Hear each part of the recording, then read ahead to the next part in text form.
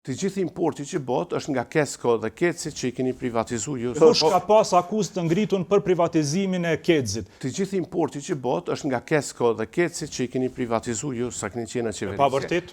Jo më falë. Jo më falë. Ministja juve ka privatizuar. Falë. A mund është veç me marrë shënimi? Jo më falë. Kush ka pas akuzë të ngritun për privatizimin e Kecit? Mimoza Kusari Lila, që te ke pas shefet të grupit parlamentar të vetëvendosjes.